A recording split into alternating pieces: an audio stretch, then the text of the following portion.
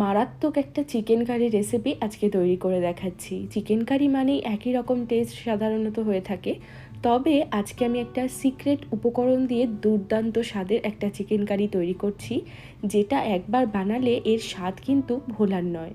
গরম ভাত হোক, পরোটা হোক বা যে কোনো স্পেশাল আইটেমের সাথে এই চিকেন কারিটা অবশ্যই একবার বানিয়ে দেখবে।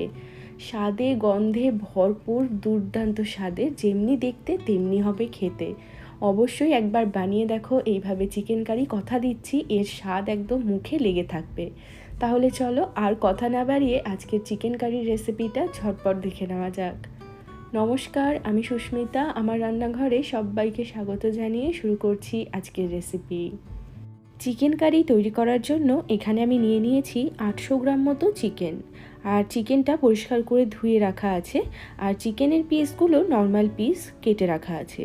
চিকেনের মধ্যে আমি সবার প্রথমে দিয়ে দিচ্ছি স্বাদ মতো লবণ, দিয়ে দেব 2 চামচ মতো আদা রসুন কাঁচা লঙ্কার একটা পেস্ট, আর দিয়ে দিচ্ছি এই রান্নার স্পেশাল একটা সিক্রেট উপকরণ, যার জন্য চিকেন কারির স্বাদ সম্পূর্ণ অন্যরকম হবে।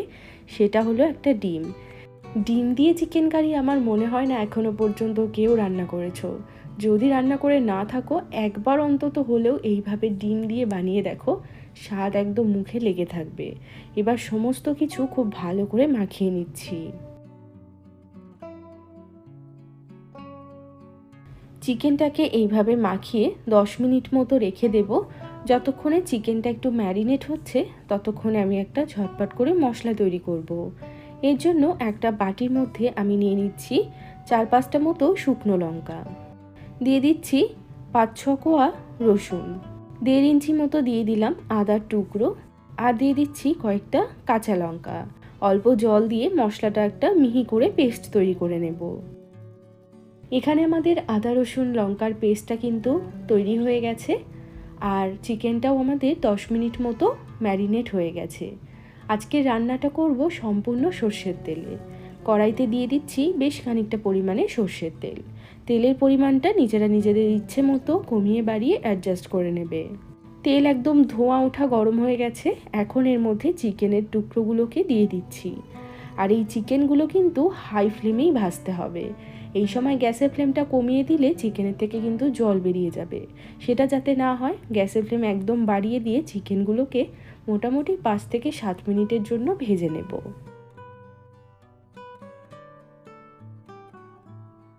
5-7 মিনিট চিকেনগুলো ভাজা হয়ে গেছে। দেখো চিকেনগুলোর গায়ে সুন্দর একটা হালকা কালার কিন্তু চলে এসেছে। এখন আমি এই ভাজা চিকেনগুলোকে তুলে নিচ্ছি। রান্নাটার শুরুর থেকেই এত সুন্দর গন্ধ বেরোবে যে রান্নাটা শুধু মনে হবে কতক্ষণে শেষ হবে। তো এখানে আমাদের চিকেন সম্পূর্ণ ভাজা কমপ্লিট।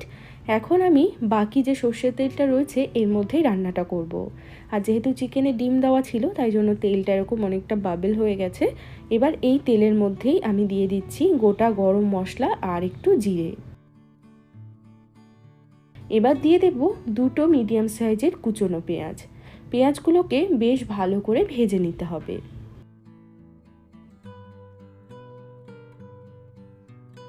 এখানে আমাদের পেঁয়াজ কিন্তু একদম নরম নরম করে ভাজা হয়ে গেছে। এখন এর মধ্যে অ্যাড করে দিচ্ছি আদা রসুন লঙ্কার পেস্ট। তার সাথে দিয়ে দেব স্বাদ মতো লবণ, দিয়ে দিচ্ছি সামান্য একটু হলুদের গুঁড়ো, দিয়ে দেব 1 চামচ জিরে গুঁড়ো, 1/2 চামচ দিয়ে দিচ্ছি ধনে গুঁড়ো। স্বাদ মতো অল্প চিনি দিয়ে মশলাটাকে ভালো করে নেড়েচেড়ে মিশিয়ে নেব। আমি যেহেতু শুকনো লঙ্কার ব্যবহার করেছি, তাই জন্য কিন্তু লঙ্কার গুঁড়ো দিচ্ছি না, চাইলে তোমরা এটা দিতে পারো। মশলাটাকে 3-4 মিনিট মতো কষিয়ে নিয়েছি। মশলার থেকে তেল কিন্তু ছাড়তে শুরু করেছে।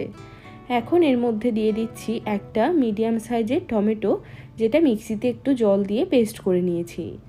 এবার টমেটোটা দিয়ে খুব ভালো করে নেড়ে চেড়ে ততক্ষণ পর্যন্ত কষাবো যতক্ষণ না পুরো তেলটা আলাদা হচ্ছে।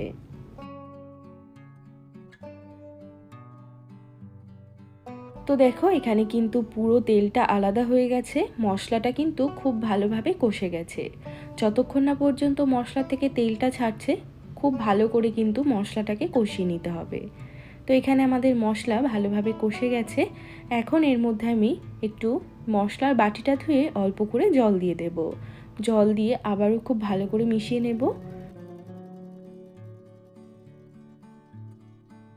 এরপর এর মধ্যে ভেজে রাখা চিকেনটা অ্যাড করে দেব।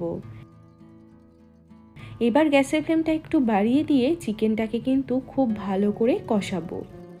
চিকেনটাকেও ততক্ষণ পর্যন্ত কষাতে হবে যতক্ষণ না পর্যন্ত চিকেনটা কষে গিয়ে তেলটা আলাদা হয়ে যাচ্ছে।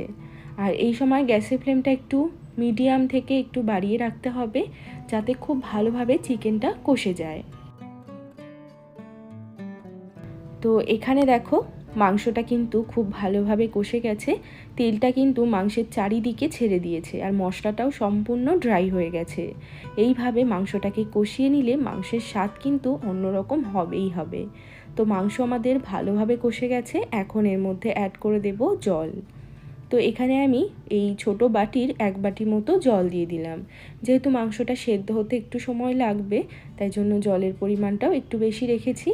এবার খুব ভালো করে নাড়াচাড়া করে নিয়ে গ্যাসের ফ্লেমটা একদম লো আঁচে রেখে উপর থেকে ঢাকা লাগিয়ে 15-20 মিনিটের জন্য মাংসটাকে সেদ্ধ হতে রেখে দেব। 15-20 মিনিট হয়ে গেছে। এখন আমি ঢাকাটা সরিয়ে নিচ্ছি। মাংস কিন্তু এখানে আমাদের খুব ভালোভাবে সেদ্ধ হয়ে গেছে আর দুর্দান্ত একটা গন্ধ বেরোচ্ছে।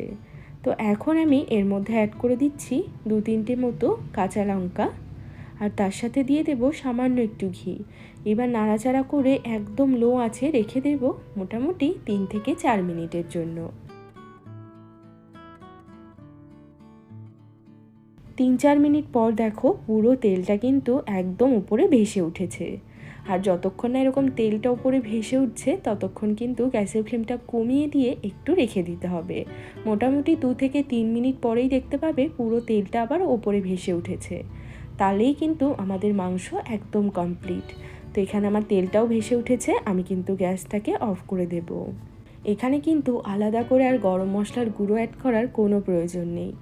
এই যে মাংসের গন্ধ এত সুন্দর হয় যে এর মধ্যে করে আলাদা করে কোনো রকম গুঁড়ো মশলা অ্যাড করতেই হবে না। তো এখানে আমাদের চিকেন কারি কিন্তু একদম রেডি। গরম গরম ভাতের সাথে তো দুর্দান্ত লাগবে। আর এই চিকেন কারির স্বাদটা এতটাই অন্যরকম যে একবার বানালে কিন্তু বারবার বানিয়ে খেতে ইচ্ছে করবে। এইরকম চিকেন কারি আশা করি আগে বানানো হয়নি, একবার বানিয়ে দেখবে, একদম স্বাদ মুখে লেগে থাকবে। তো আজকের এই চিকেনের রেসিপিটা তোমাদের কেমন লাগলো সেটা কিন্তু একটা লাইক বা কমেন্টের মাধ্যমে অবশ্যই জানাবে। চ্যানেলটিকে যদি সাবস্ক্রাইব করে না থাকো সাবস্ক্রাইব করে রাখতে পারো যদি এরকম আরও অনেক ভিডিও দেখতে চাও। আর যারা ফেসবুক থেকে দেখছো পেজটাকেও ফলো করে নিতে পারো। সবাই ভালো থাকো, সুস্থ থাকো। আবারও দেখা হবে অন্য কোনো রেসিপির সাথে। আজ এ পর্যন্তই, টাটা।